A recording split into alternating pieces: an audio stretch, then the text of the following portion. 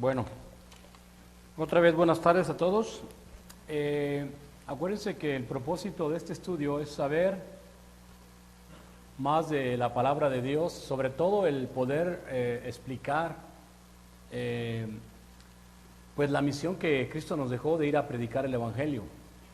Y esperando en Dios que Dios les dé sabiduría y entendimiento para si algún día conocen a alguien que quiera saber de la palabra de Dios, pues ustedes puedan de una manera que esté grabado, puedan explicarlo a otra persona, ¿no? Y sobre todo que Dios les dé mucho entendimiento, porque las cosas de la palabra de Dios no son como uno las cree. Hay veces que uno explica la palabra, ¿verdad? Y pensamos que todos se entienden, pero no todos se entienden. A veces no comprenden muchas cosas, ¿no? Y hay veces que pasan años y años y no entienden. Y es porque Dios no obra en esa persona, porque esa persona puede tener muchas cosas en su mente.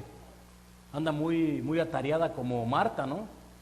Cuando llegó Jesús a la casa de Marta y María, pues María se sienta luego a oír la palabra y Marta anda bien atareada y le dice: Señor, mira que me ayude María. Y Jesús le dijo: Marta, Marta, andas muy afanosa en las cosas de este mundo. Una sola cosa hay que hacer y tu hermana lo escogió. Entonces muchas veces el Señor no trabaja de la misma manera con unos con otros, porque Dios va a trabajar de acuerdo a lo que Él ve en ti, que tú quieres enseñar, que tú quieres ir a predicar.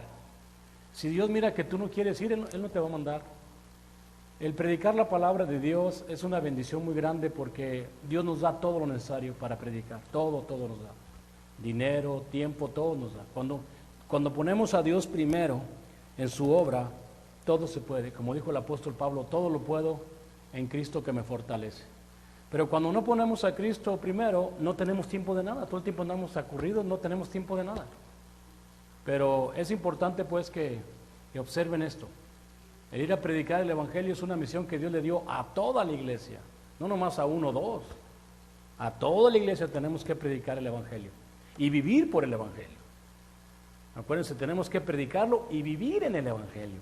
Esa es otra razón que tampoco muchos entienden, porque en el Evangelio ese es el que Dios da el poder de la salud, el poder de la salvación a todo aquel que tiene fe. Entonces, bueno, esta parte espero terminarla hoy. La edad cristiana es nuestra propia edad, por eso es importante que ustedes la puedan oír y la puedan explicar. Si alguien te pregunta un día: oye, ¿por qué eres de la iglesia de Cristo? Oye, ¿por qué cambiaste de religión? Todas esas respuestas aquí las pueden encontrar en la Biblia. Ha habido hermanas que me dicen: oye, fíjate que mi prima me preguntó que por qué cambié de religión y yo no supe ni por qué decirle. Pues no se preparan. O sea, se puede explicar muy claramente por qué cambié, porque leí la Biblia, estudié la palabra de Dios y me di cuenta cuándo empezó la iglesia y quién la dirige la iglesia y por qué la iglesia. Todas esas cosas las vamos a encontrar aquí, ¿no? Entonces, la edad cristiana empieza despuesito de la muerte de Cristo. Acuérdense que es otra cosa muy interesante cuando uno estudia la Biblia. El Nuevo Testamento empieza después de la muerte de Cristo. ¿Y por qué? Porque Cristo es otro bello ejemplo de cómo hay tanta gente muy religiosa y piensa que el Nuevo Testamento empezó en Mateo. No puede, hay escrituras que te dicen que no. Cristo vino bajo la ley, ¿verdad? Y nació de mujer, y en el tiempo que Dios lo requirió. Y Él solamente pudo cumplir la ley del Viejo Testamento o la ley mosaica. Por eso es importante ahora ver esta edad, desde la cruz hasta que venga Cristo. Hoy estamos viviendo este tiempo es la edad cristiana, ¿no? Bueno, dale vuelta, hijo, para recordar un poquito. Vivimos en ese tiempo, como digo, la edad cristiana. Vámonos.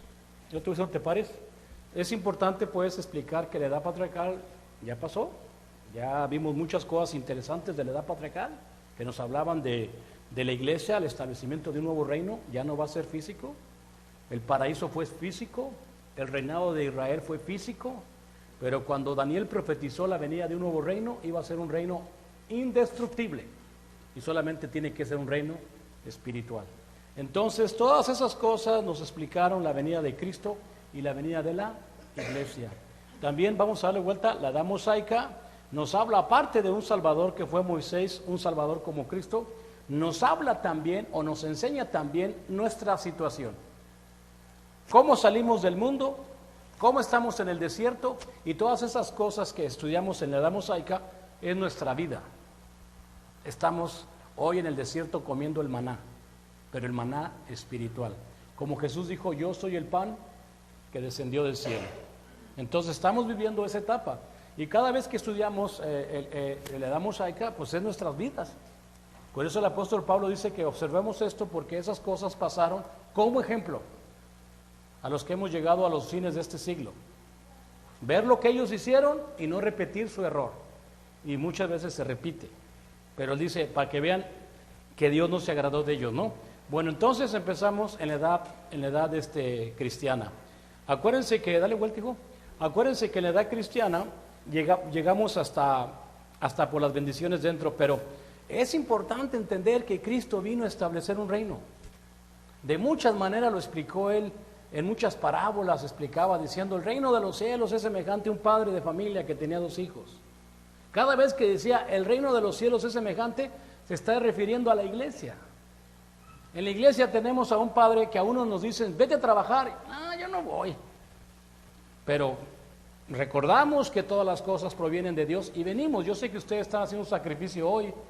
Quizás me hubiera gustado estar viendo la tele o haciendo otras cosas, pero necesitamos estar escuchando la palabra de Dios. Y otros dicen, sí, yo lo hago, yo voy. Y no hacen absolutamente nada. Entonces ahí vemos que el reino de Dios, el reino de los cielos es semejante a eso, ¿no? Y así a otras parábolas.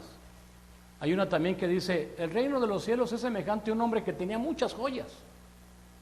Y miró una joya muy preciosa y fue y vendió todas esas joyas para comprar esta joya. Ojalá que todos entiendan esa parábola, está muy interesante. Este hombre, lo puedes aplicar así, este hombre tenía muchos quehaceres, muchas cosas que hacer que eran importantes en su vida. Pero cuando entendió el propósito de Cristo, la iglesia, dejó todo eso para poder ganar esto, ¿ok? Para entender esto. El hermano también me platicó una historia de un joven que quería hacer su primer millón.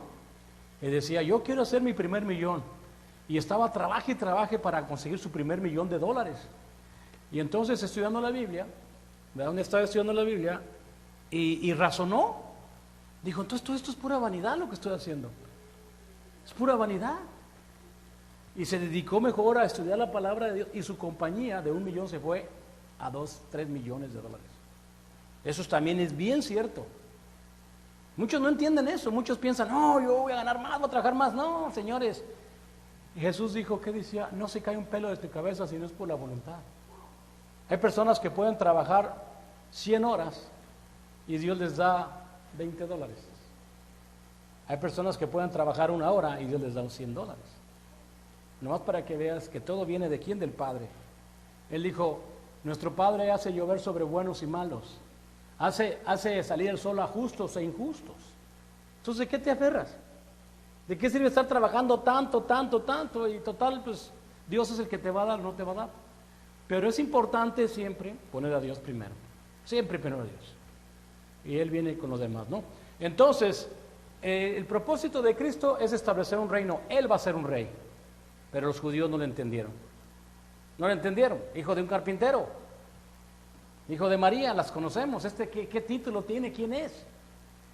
Es por eso que para los judíos Jesucristo fue un tropezadero.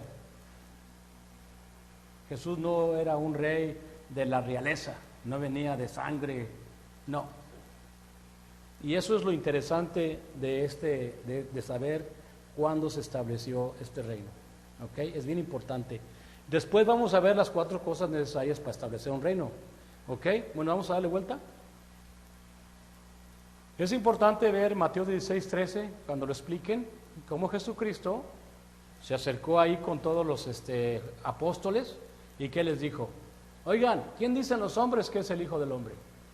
Mateo 16:13. Para mí es bien interesante esa escritura.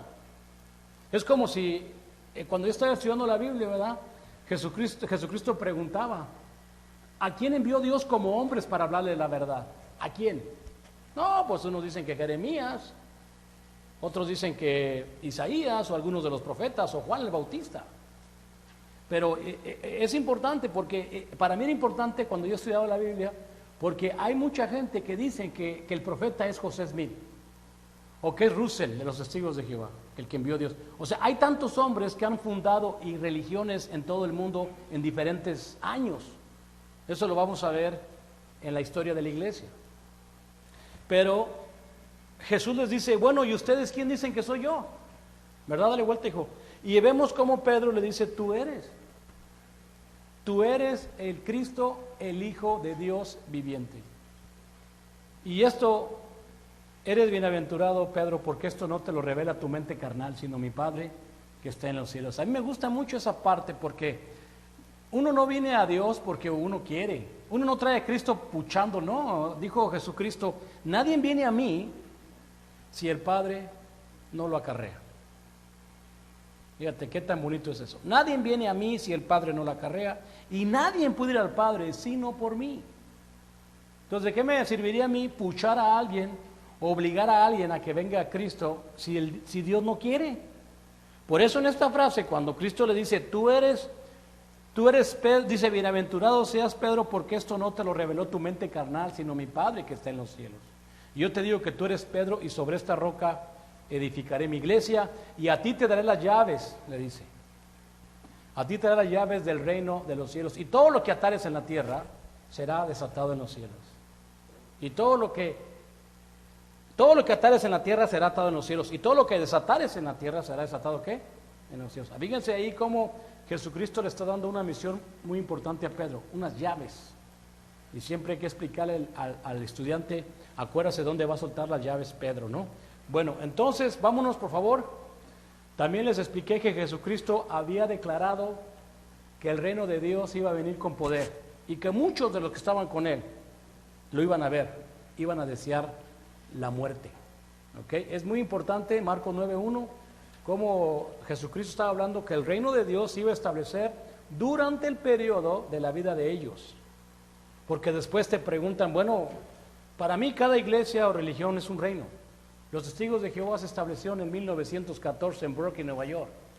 Y Jesús decía que los que estaban con él van a ver reino con poder. Entonces, aquí hay una diferencia muy grande de tiempo.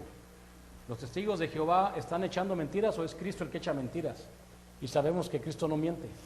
El reino de Dios se iba a establecer durante el periodo de la vida de muchos, especialmente de los apóstoles, ¿no?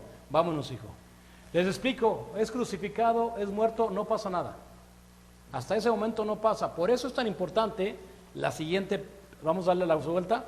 La siguiente foto que vamos a ver es la resurrección de Cristo.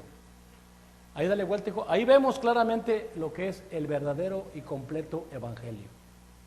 Muchas personas no saben ni lo que es el evangelio. Son tan religiosas en sus religiones, y de veras si un día se ponen a predicar, oye, ¿qué es el evangelio? No saben lo que es el evangelio. Hay personas dentro de la iglesia que se les olvida lo que es el evangelio, o lo que compone el evangelio. Es un misterio de veras. Le digo a las personas, ¿qué compone el evangelio? Se le olvida, de un día para otro se olvidó. Otros se lo tratan de grabar, pero con el tiempo se le vuelve a olvidar. ¿Por qué será eso? Yo no entiendo. Yo lo entendí muy bien, muerte, sepultura y resurrección. Lo entendí claramente cuando Pedro dijo el evangelio que te he predicado, el cual debes de vivir por él, para el evangelio, porque yo te he enseñado lo que yo aprendí. Cristo murió y fue sepultado, resucitó conforme a las escrituras. Yo lo entendí luego, dije, es el evangelio. Y a mucha gente se le olvida. Y es bien chistoso porque es un misterio.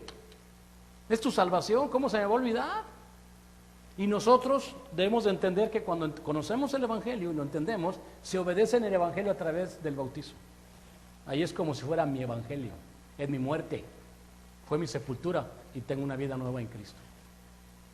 Nada más que te vuelvo a repetir, a muchos se les olvida a veces lo que es el evangelio, o se les olvida, ¿verdad?, por qué se bautizaron, pero es el propósito.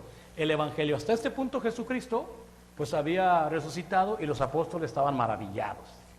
Ahora sí Pedro ya no lo va a negar, ahora sí todos estaban contentos porque habían visto el evangelio en su pleno esplendor. Lo vimos crucificado y ahora lo vemos resucitado. Y por eso podemos entender lo que Pablo le dijo a Gálatas. Gálatas insensatos. ¿Quién les fascinó a no obedecer la verdad? Los Gálatas, que se les presentó a Cristo crucificado, querían regresar otra vez a la ley, al viejo hombre, ¿no? Entonces podemos explicar eso. Vámonos, hijo. Entonces acuérdense que les demostró por más de 40 días, por 40 días estuvo con ellos, demostrándoles su resurrección. Mucha gente lo miró, mucha gente vio resucitado a Cristo, vámonos. Y les dijo que no se fueran de Jerusalén. Les mandó que se quedaran en Jerusalén, porque Dios les va a mandar la promesa que ya les había dicho antes. Él explicó claramente que era necesario que Él se fuera. 33 años. Es necesario que yo me vaya, dijo. Porque si yo no me voy, entonces no les puedo mandar el Espíritu. Tenía que irse para enviar, ¿qué? El Espíritu de verdad, el cual los va a guiar a toda la verdad.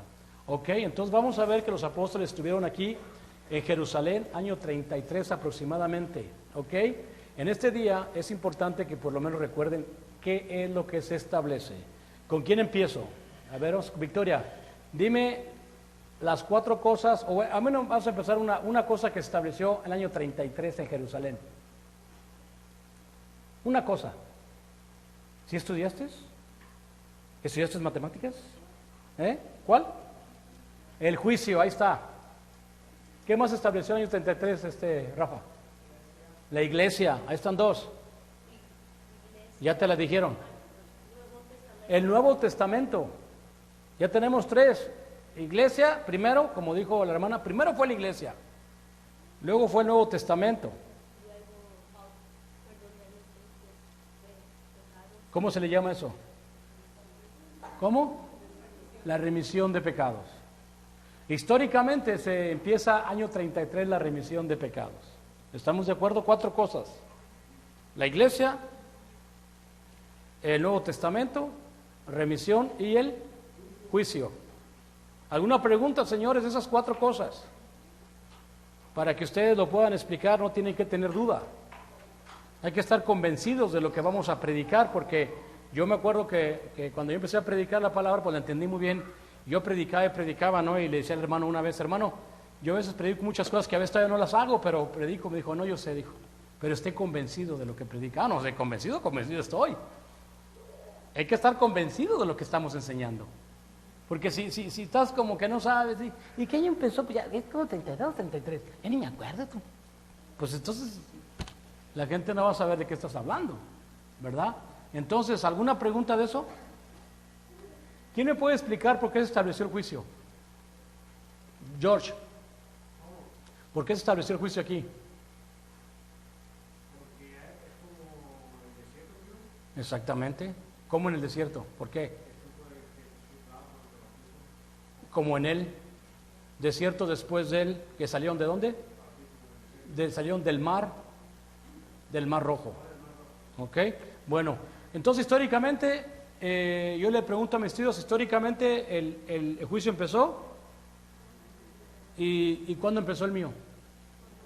Ok, entonces ya entendemos. Entonces yo le pregunto a mi estudiante, ¿cuándo va a empezar el tuyo? Cuando yo me bautice. Entonces ya veo que está entendiendo un poquito la persona, ¿no? Bueno, vámonos pues. Entonces vemos que el propósito de todo esto era predicar el evangelio. Se bautizaron 3,000, se añadieron como 3,000 ese día. Ya le leímos, fueron añadidos 3,000 y después se bautizaron otros 5,000. Era mucha gente la que estaba bautizando, ¿no? Vámonos. Bueno, eso también es fácil. Las 4 cosas necesarias para establecer un reino. Vamos a darle vuelta. Ahí te va la primera. ¿Quién debe ser el rey? ¿Quién debe ser el rey? Jesucristo. Está bien tu respuesta, nada más que más claro Jesucristo. ¿Quién debe ser el territorio? Ruli, ¿dónde debe de gobernar Dios? ¿Qué dijo? En nuestra mente. Territorio, David. En nuestra mente, perdón, súbditos. Quien quiera que sea, ¿verdad? Y la ley, ¿cuál ley? El Nuevo Testamento. ¿Cómo le llaman a esa ley? La ley de la libertad, Santiago 1:25. ¿Ok?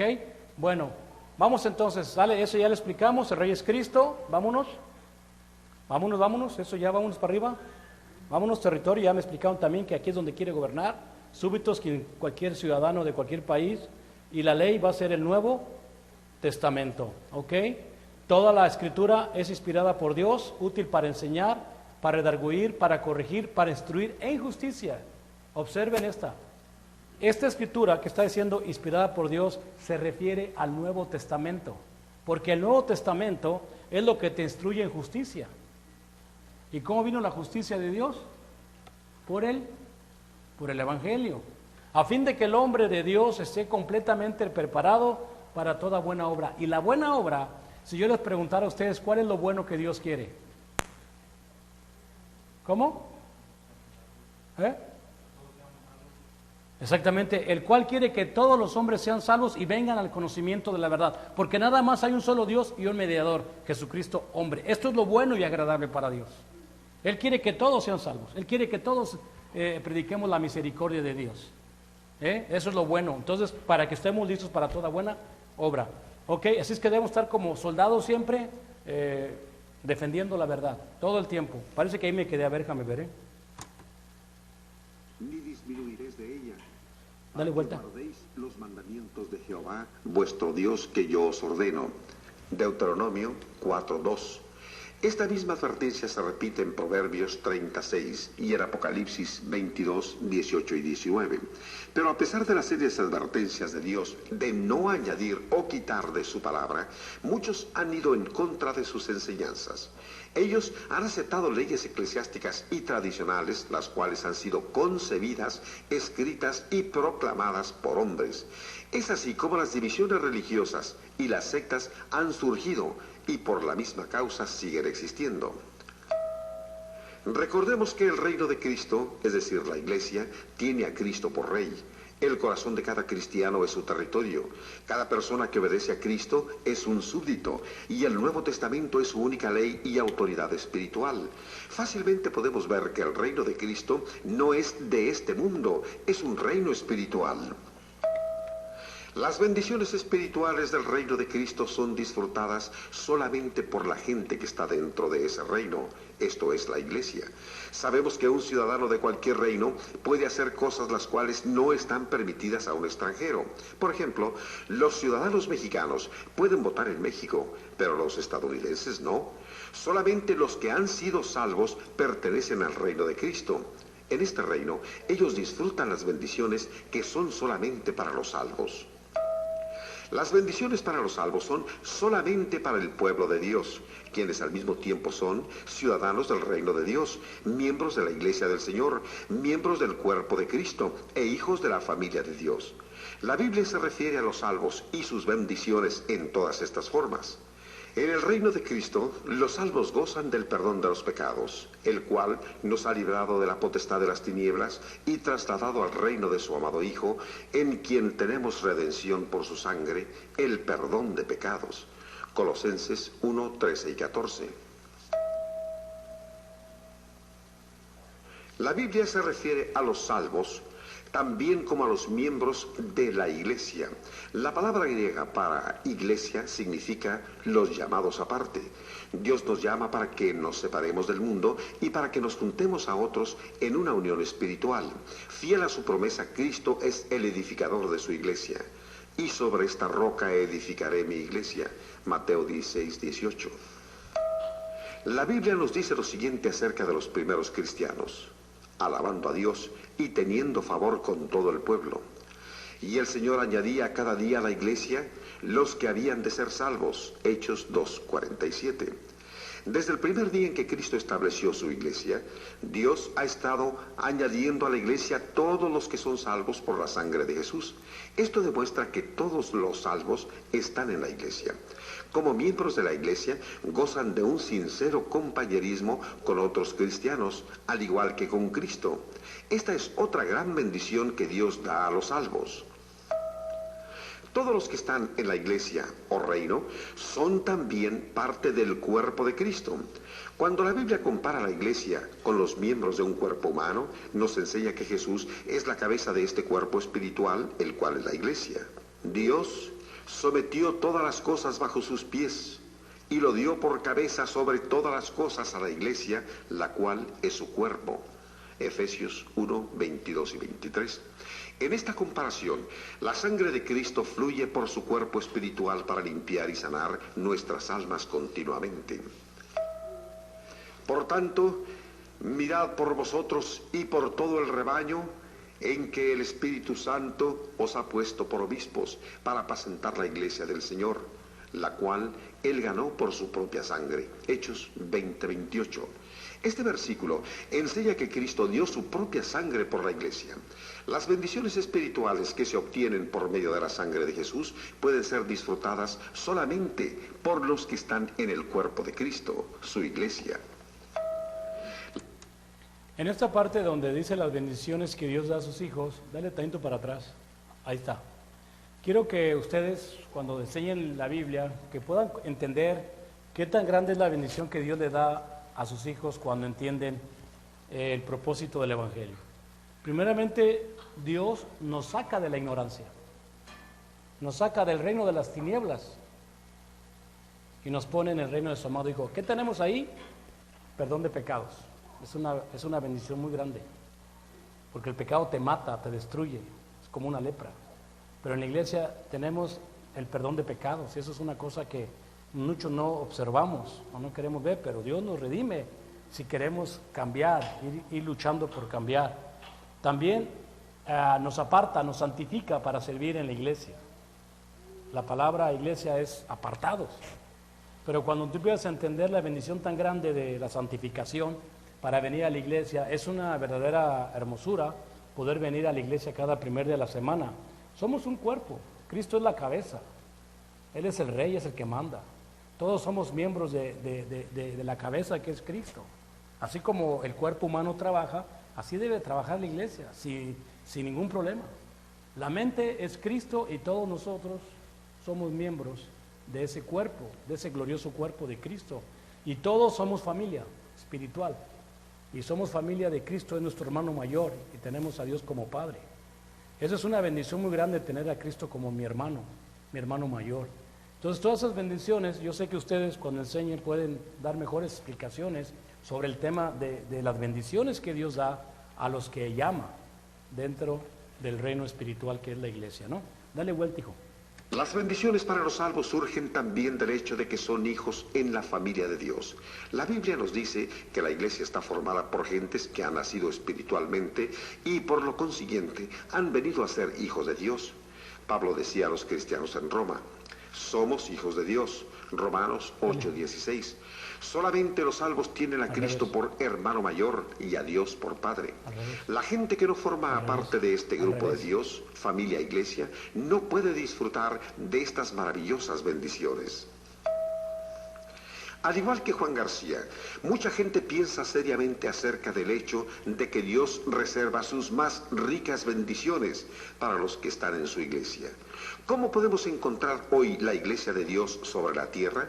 La única forma para que podamos encontrar hoy la iglesia verdadera es conociendo cómo está descrita en el Nuevo Testamento. Durante los primeros 100 años de la iglesia, hombres inspirados por Dios escribieron las verdades divinas y las enviaron a varias iglesias e individuos. Estas cartas describen la verdadera iglesia. Estas mismas escrituras en el Nuevo Testamento siguen describiendo hoy a la verdadera iglesia. Puesto que Dios ha prometido que su iglesia continuará hasta el final de los tiempos, tenemos la seguridad de que sigue existiendo en nuestros días. La única manera en que podemos identificar la iglesia verdadera es aprendiendo el patrón de Dios, que acerca de ella está revelada solamente en el Nuevo Testamento. Cientos de años antes de la existencia de la iglesia novotestamentaria, Dios dio a Moisés un patrón divino para la construcción del tabernáculo. Al igual que Dios instó a Moisés para que siguiera el patrón divino en la construcción del tabernáculo, Dios quiere que nosotros sigamos su patrón divino para su iglesia. En cualquier parte del mundo hay un grupo de gente que sigue este mismo patrón novotestamentario. Este grupo es una parte de la iglesia original de Jesucristo. Ellos no forman una nueva secta. El diseño que ahora tiene Dios para la iglesia es el mismo que se usó en los días de los apóstoles. Esto es el patrón divino dado en el Nuevo Testamento. Primero veamos las características iniciales que la iglesia tuvo en principio. Ninguna otra iglesia ha tenido el principio que tuvo la iglesia que Jesucristo edificó. ¿Quién principió esta iglesia? ¿Dónde tuvo su principio? ¿Y cuándo? El Nuevo Testamento nos da las respuestas. Una característica de la iglesia primitiva es que Jesucristo mismo la principió. Él había dicho a sus apóstoles: sobre esta roca edificaré mi iglesia. Mateo 16, 18. Jesús estableció su iglesia. Él estaba dispuesto a derramar su sangre para que la iglesia principiara a existir. Los primeros miembros de la iglesia fueron los apóstoles y 3,000 judíos que fueron bautizados en el día de Pentecostés. Quienes verdaderamente aman a Dios no tienen el deseo de principiar una nueva iglesia. Tampoco quieren ser miembros de otra iglesia. Les satisface la iglesia que Jesucristo estableció. La iglesia del Señor principió en Jerusalén aproximadamente en el año 33 de nuestra era, tal como los profetas de Dios lo habían predicho muchos años antes. Todas las demás iglesias han sido establecidas por alguna otra persona, en algún otro lugar y en algún otro tiempo. Poco después de que la iglesia del Señor principió, los miembros de la iglesia comenzaron a ser perseguidos por sus enemigos. Muchos de los cristianos abandonaron Jerusalén y a donde quiera que ellos fueron, iniciaron congregaciones igual a la congregación de la iglesia del Señor que estaba en Jerusalén.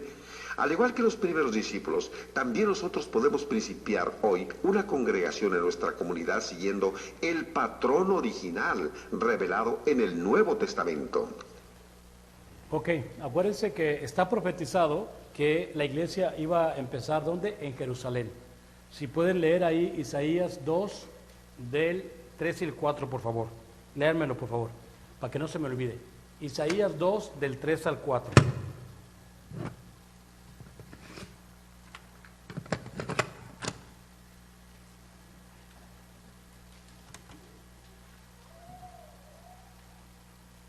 ¿Alguien lo tiene para que lo pueda leer?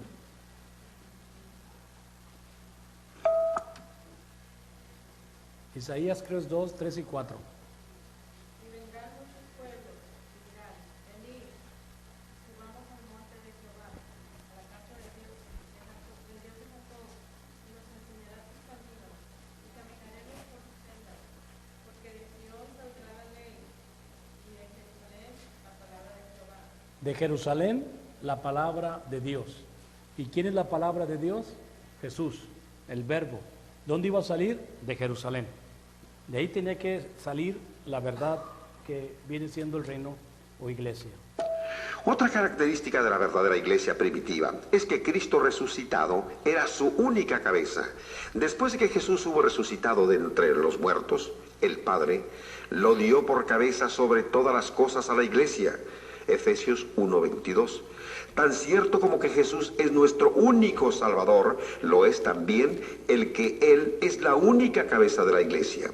Dios no ha dado instrucciones para que ningún hombre o grupo de hombres sobre la tierra se conviertan en cabeza de la iglesia de Cristo. Jesús sigue siendo hoy la única cabeza de su iglesia. Podemos identificar a la iglesia del Señor por las características iniciales. Su principio es diferente al de cualquier otra iglesia o cualquier otro grupo religioso. Cristo fue el fundador. El lugar fue Jerusalén, la fecha aproximadamente el año 33 después de Cristo, y la cabeza de la iglesia fue Cristo. Él sigue siendo hoy la única cabeza de su iglesia. La unidad de todos los seguidores de Cristo en un cuerpo religioso era parte del plan de Dios para la iglesia primitiva. La unidad sigue siendo parte del plan de Dios para su iglesia en nuestros días. El Nuevo Testamento demuestra en forma concluyente que los apóstoles y otros cristianos pertenecieron a la misma iglesia. Entonces no había tantas sectas tan diferentes como ahora. Esto es difícil de imaginarlo, sin embargo, es cierto. En el primer siglo, los cristianos difundieron el Evangelio de Cristo por todo el mundo civilizado. Los cristianos principiaron a formar congregaciones en Tesalónica, Efeso, Corinto y otras ciudades importantes. Estas fueron las congregaciones a las cuales Pablo se refirió cuando escribió: Os saludan las iglesias de Cristo. Romanos 16:16. Todos creían y obedecían las mismas enseñanzas de Cristo y sus apóstoles. No tenían nombres religiosos diferentes. Estaban unidas en fe, fidelidad y amor.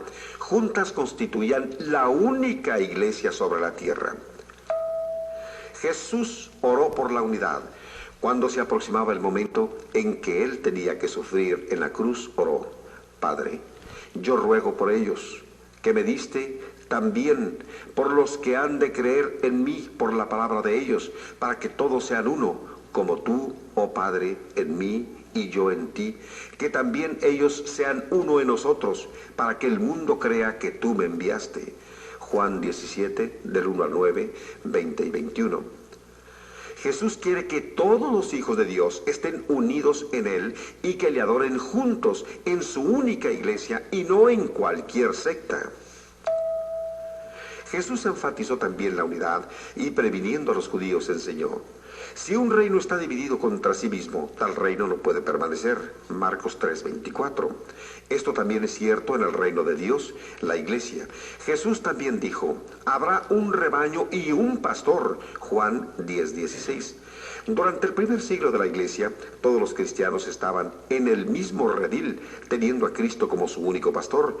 Pero hoy existen más de 300 denominaciones, todas en desacuerdo una con la otra en cuanto a doctrinas y prácticas religiosas. Tal división es pecado. Las divisiones religiosas contradicen tanto las enseñanzas del Señor como la oración que hizo. La organización de la iglesia fue dada por Dios como parte de su patrón divino. El Nuevo Testamento muestra claramente cómo debe ser organizada la iglesia a fin de agradar a Dios. Primero, la Biblia enseña claramente que Jesucristo es la única cabeza de la iglesia.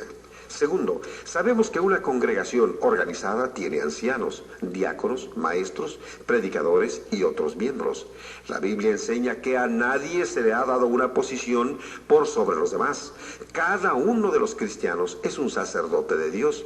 Todos debemos vivir como hermanos y hermanas en la familia de Dios. Pero algunos de los miembros han sido elegidos para servir a sus compañeros cristianos en una forma especial. Los cristianos, quienes servían a otros en la dirección de una congregación local, fueron llamados ancianos. Solamente cristianos fieles fueron elegidos para este trabajo. Esta era la tarea de mayor responsabilidad en la congregación. El Nuevo Testamento llama a los ancianos pastores, supervisores y obispos. Estos no son títulos, son solamente términos que describen las clases de trabajo que los ancianos hacen. Los ancianos eran dirigentes solamente de su propia congregación. Este sigue siendo el patrón de Dios para la organización de una iglesia local. Los diáconos eran siervos especiales quienes ayudaban en el trabajo del Señor y al pueblo de Dios en muchas formas diferentes. El trabajo que hacían los diáconos dejaba a los ancianos más tiempo libre para dedicarlo al cuidado de las necesidades espirituales de los miembros. Este cuadro nos muestra a un diácono proporcionando ayuda a una viuda y a sus hijos. La lista de requisitos para ser diácono, dada en 1 de Timoteo 3, muestra que solamente los cristianos fieles pueden servir como diáconos. En los tiempos del Nuevo Testamento, los predicadores se dedicaban a predicar la palabra de Dios. Algunas veces eran llamados evangelistas, lo cual significa portadores de buenas nuevas. Un predicador, al igual que los demás miembros, coopera con los ancianos, quienes son los verdaderos pastores de la congregación local. Dios no aprueba que los predicadores usen ropas especiales o sean llamados con otros nombres como reverendo, pastor o padre. Los maestros de la Biblia fueron también siervos especiales de la iglesia local. El Señor anima a cada cristiano para que se convierta en maestro. El escritor de la carta de los Hebreos, dirigiéndose a aquellos que habían sido cristianos por un tiempo, les dice: debiendo ser ya maestros, Hebreos 5:12, los miembros de la iglesia primitiva iban por todas partes anunciando el Evangelio, Hechos 8:4. Puesto que todos los miembros compartían con otros sus conocimientos de Cristo, la iglesia primitiva creció rápidamente. Dios quiere que los cristianos de hoy sigan este ejemplo. Recordemos que Dios ha dado su patrón para que la iglesia sea organizada exactamente en la forma que Él quiere. Jesucristo es la única cabeza de la iglesia, tanto en el cielo como en la tierra. Por lo tanto, el cielo es la única capital de la iglesia de Cristo. Cada congregación local puede ser organizada con siervos especiales, como ancianos para dirigir, diáconos para servir, predicadores para proclamar el evangelio, maestros para enseñar y todos para servir con humildad a los demás. Dios quiere que cada persona salvada sea una parte de la congregación local para que los cristianos puedan trabajar juntos y servirse mutuamente. Muchas iglesias de origen humano están muy bien organizadas, pero para organizarse han seguido ideas humanas en lugar de seguir el patrón de Dios. Observamos el patrón de salvación hace rato con Pedro, que es muy claro cómo el hombre puede ser salvo. Ese es el patrón de salvación, o también le puedes llamar la forma la cual Dios quiere que el hombre sea salvo, ¿verdad? Ahora podemos observar también otro patrón, el patrón de gobierno de la iglesia. En nuestro Señor, a través del Espíritu Santo, que fue el que puso a los obispos, a todos, porque es la obra del Espíritu Santo, nos enseña el patrón de adoración de la iglesia. Primeramente, ancianos, diáconos, maestros, predicadores y miembros. Cada uno tiene sus características. Hay veces que me han preguntado a mí que si por qué aquí en la iglesia no tenemos pastores o ancianos. Pues todavía no calificamos a la mejor. Pero el día que la iglesia vayamos creciendo, algunos ya viejitos de la iglesia y tengan las características, pues la iglesia yo creo que los tiene que apuntar. Yo sé que tenemos que tener cuidado porque quién sabe qué pasa con los ancianos. A veces que les dan el título y se les va la cabeza y empiezan a causar, en vez de ayudar o predicar, dividen. Y eso es triste. Pero bueno, los ancianos apuntan a los diáconos, hermanos y hermanas que quieran servir en la iglesia, que también a veces ya muchos como que no quieren, pero también debemos de ver que diáconos también tienen una responsabilidad como los ancianos. Luego vienen los predicadores, los maestros, y todos son miembros, pero todos debemos llegar a ser maestros. Pero ahí tienes el patrón de gobierno de la iglesia.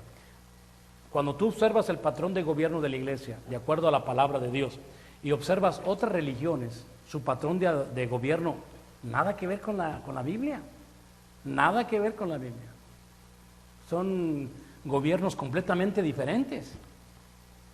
Por ejemplo, una iglesia tiene que al papa, cardenales y, bueno, una serie de dirigentes.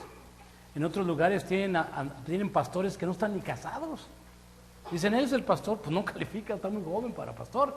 De acuerdo a la Biblia no califica, debe estar casado y con hijos creyentes, ¿verdad? Pero bueno, ahí podemos observar el patrón del gobierno de la iglesia. Más adelante vamos a ver el patrón de la adoración, que también es importante.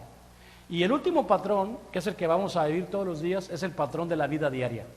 Este de los 4 patrones, ese es el más difícil. El patrón de la vida diaria. ¿Podemos llevar el patrón de la salvación? Sí, podemos predicar, claro. ¿Podemos llevar el patrón del gobierno? También lo podemos llevar. ¿Podemos llevar el patrón de la adoración? También lo podemos llevar. Pero el más duro, el que nos cuesta trabajo, es el patrón de la vida diaria. Pero yo digo, y esto es lo que yo enseño, si luchamos por llevar los 3 patrones, nos ayuda a llevar el 4.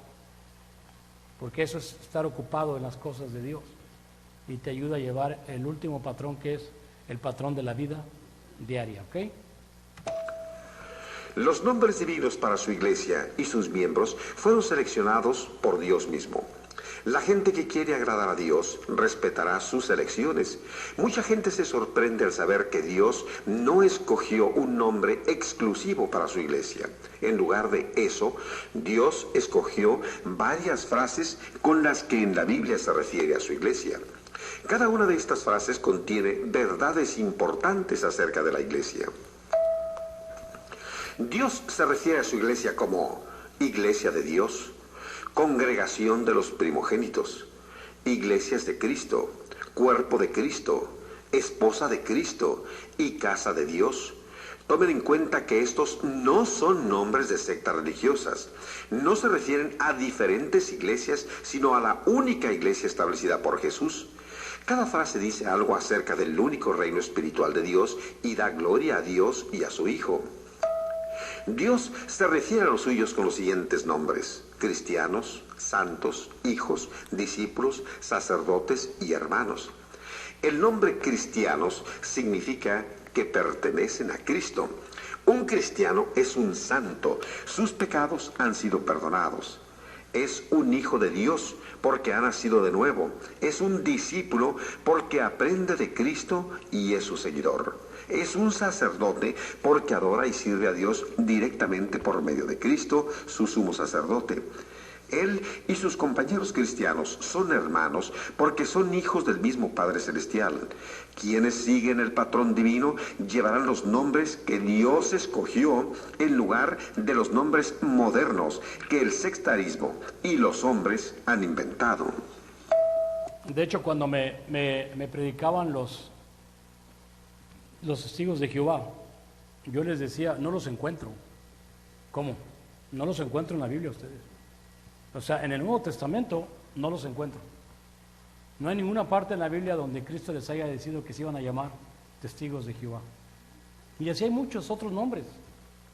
Pero estos son los nombres que Dios le da a sus hijos, y bíblicamente. Entonces, ¿dónde surgieron otros nombres? Del hombre, o de la historia, no de Dios. La regla de fe para la Iglesia de Dios es otra parte importante del patrón divino. Cientos de años antes de que los muchos credos sectarios fueran escritos, ordenó Dios una regla de fe para su Iglesia. Los primeros cristianos siguieron solamente las enseñanzas de Cristo y sus apóstoles, sabiendo que esta fue la regla de fe ordenada por Dios. Estas enseñanzas están ahora escritas en el Nuevo Testamento. Él es nuestra única regla de fe.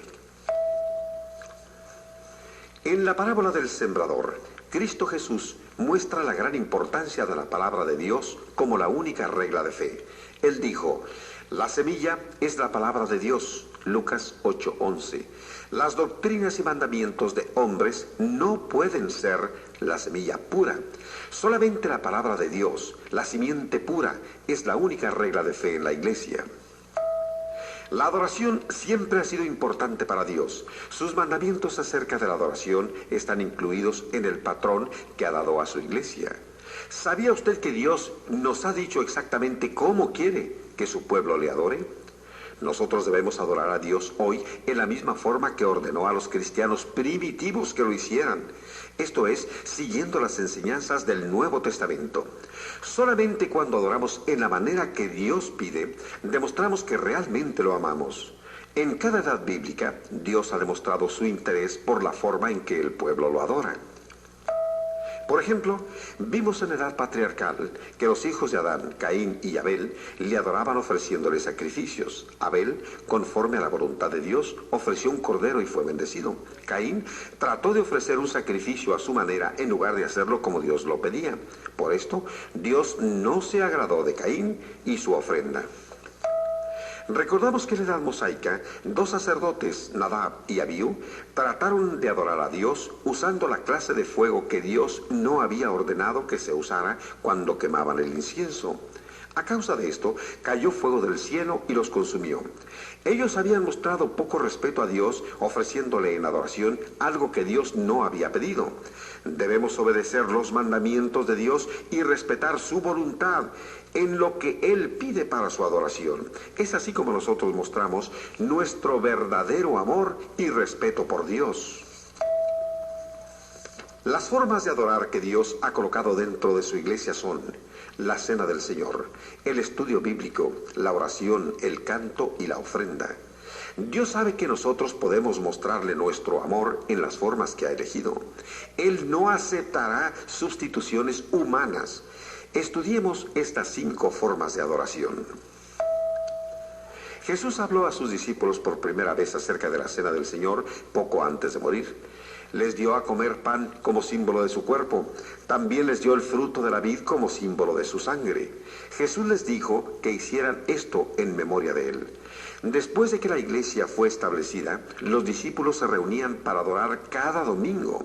Este fue el día de la semana que el Señor había escogido para que ellos estuvieran juntos tomando la cena del Señor. Hechos 27. Todos los cristianos continuaron haciendo esto por cientos de años. Sin embargo, más tarde, algunos hombres principiaron a tomar la cena del Señor en otro día, en lugar de hacerlo cada domingo como Dios había ordenado. Otros principiaron celebrando misas en lugar de tomar la cena del Señor. Hoy, los miembros de la verdadera Iglesia de Cristo siguen participando de la cena del Señor cada domingo, tal como lo enseña la Biblia. Cuando los cristianos toman el pan, recuerdan el cuerpo de Cristo. Al tomar el vino, recuerdan la preciosa sangre de Jesús. Los cristianos deben continuar honrando a Cristo y a su palabra, recordándole cada domingo en la cena del Señor. Primera de Corintios 11, 20 al 29. El estudio bíblico es también parte de la adoración pública. La Biblia puede ser estudiada por medio de la lectura, la predicación y la enseñanza. Dios habla a los hombres por medio de su palabra inspirada, la Biblia. Esta parte de la adoración honra a Dios por el cuidado y la atención que se da a su mensaje divino. Este debe ser un mensaje de reverencia y de mucho respeto por la palabra de Dios. El verdadero cristiano también estudia su Biblia a menudo durante la semana. Dios ha escogido la oración como parte importante de la adoración cristiana. En la oración, los cristianos expresan a Dios su gratitud, sus necesidades personales y sus ruegos por otras personas. Al orar, debemos entender que realmente estamos hablando a Dios. Cada cristiano puede orar a Dios por medio de Cristo, ya que Él es el único mediador entre Dios y los hombres. Primera de Timoteo 2:5. Los cristianos no solamente oran juntos en el servicio de adoración, también oran solos en pequeños grupos varias veces al día. El canto es otra de las formas que Dios ha escogido para adorarle. Cuando los cristianos cantan himnos, hay entre ellos comunión por medio de la palabra espiritual de los cantos y juntos alaban a Dios. Colosenses 3:16. Ellos saben bien que honran a Dios cuando le alaban en la forma que Él ha escogido. El canto también trae descanso, paz y ayuda espiritual a los corazones de los adoradores. Muchos cristianos encuentran gozo y bienestar cantando himnos de alabanza durante la semana, al igual que en los domingos. El patrón divino para la adoración en el día del Señor también incluye el privilegio de regresar al Señor una parte de lo que abundantemente Él nos ha dado. Todo cristiano verdadero se siente en gran deuda con Dios, no solamente por la salvación, sino también por las bendiciones materiales. El cristiano sabe que su ofrenda semanal es una forma de demostrar su amor por Dios. Su ofrenda también ayudará a llevar las buenas nuevas de Cristo a otros, para que también puedan encontrar la salvación. Los cristianos experimentan gozo y paz cuando ofrendan con liberalidad. Recuerde que estas formas de adorar las ha establecido Dios mismo, las cuales son la cena del Señor, el estudio bíblico, la oración, el canto y la ofrenda. Con toda seguridad, toda persona que realmente quiere adorar y honrar al Señor, le adorará en la forma que Dios mismo ha escogido. Bueno, ahí vemos ahora el patrón de la adoración. Es muy importante el patrón de la adoración, claro que sí. Desde el principio de la creación, Dios nos enseñó con Caín y Abel. Cuando llegó la hora de adorar, Caín no caminó o no quiso hacerlo como Dios le mandó. Él pensó que su adoración podía ser mejor. Y así puedo yo distinguir cuando una persona anda buscando a Dios, cuando se le presenta la adoración, muchos no la aceptan o no quieren así. Bueno, pero esto es lo que Dios puso. La única razón que se reunían cada primer de la semana, pues era para recordar la muerte de Cristo tomando la cena del Señor. Después de eso venía estudio bíblico, predicaban la palabra, se cantaba sin instrumento musical. No hay ninguna escritura bíblica que diga eso. Y ofrendían y oraban. A ver si una cosa muy hermosa en el primer siglo. Era más bien como una especie de familia, se reunían cada primer día de la semana a recordar la muerte de Cristo. Era algo muy espiritual. Como lo hacían, no crean que era así como una secuencia. Podría ser primero la oración, luego la cena, y último la ofrenda, o como sea, se podía hacer. La idea es que recordaran la muerte de Cristo y por consecuencia hacían estas cosas. Oraban, cantaban y ofrendían y escuchaban la palabra de Dios a través de los apóstoles. Ahí está el patrón de adoración, ya son 3, ¿ves? Patrón de gobierno, patrón de la salvación y el patrón de la adoración. Son 4 patrones. ¿Me los puede repetir alguien, un joven? 4 patrones: adoración, salvación, gobierno y vida diaria. ¿Quién me la quiere repetir? A ver, échate las 4. Sion,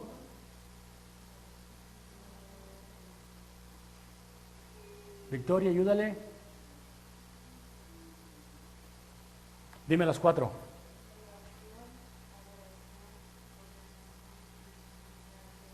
¿Cuál fue la tercera? Gobierno. Ok, ahí está, acuérdense. Ahí están y es todo lo que necesitamos saber. De estas 4 patrones surgen todas las preguntas. Pero todo lo que tenemos que saber es cómo adorar a Dios, cómo me puedo salvar, cómo debe ser la iglesia y cómo me debo comportar todos los días. Ahí tenemos los 4 patrones y cualquier pregunta que usted tenga está en uno de ellos. ¿Ok? Está en uno de ellos 4. Si hay una pregunta fuera de aquí, dice la Biblia que hablar donde la Biblia habla y callar donde la Biblia calla. Yo no sé lo demás. Es que me pregunto, ¿y Dios dónde estaba? ¿Qué va a saber dónde estaba Dios? ¿O de dónde vino Dios? ¿Yo qué voy a saber dónde vino Dios? Yo no sé de dónde vino ni sé dónde estaba, nomás sé que existe Dios. ¿Ok? Bueno, vamos. Mantengamos firmes, sin fluctuar, la profesión de nuestra esperanza, porque fiel es el que prometió. Y consideremos unos a otros para estimularnos al amor y a las buenas obras, no dejando de reunirnos, como algunos tienen por costumbre, sino exhortándonos, y tanto más cuanto veis que aquel día se acerca. Hebreos 10, 23 al 25. A cualquier hora que la iglesia local se reúne, el domingo en la mañana, el domingo en la noche, el miércoles o cualquier otro día, todo cristiano debe asistir. Algunas veces hay circunstancias que pueden impedir al cristiano reunirse, pero ningún cristiano verdadero debe olvidar ningún servicio de adoración y considerarlo como algo a lo que da lo mismo ir o no ir. Entonces ahí está la promesa para el creyente. Mantengámonos firmes sin fluctuar. ¿Qué es sin fluctuar? ¿Duda?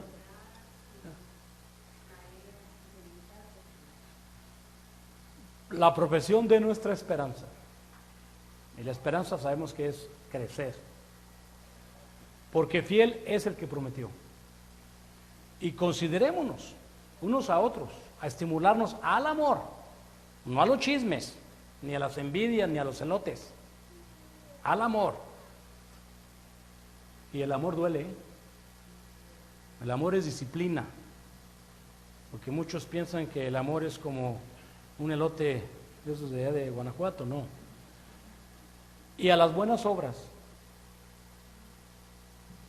no dejando de reunirnos como algunos tienen por costumbre. Cuando la gente agarra la costumbre de dejarse reunir entre semana, pues van a batallar más, sino exhortándonos, entre más vea que aquel día se acerca. ¿Cuál día es este día?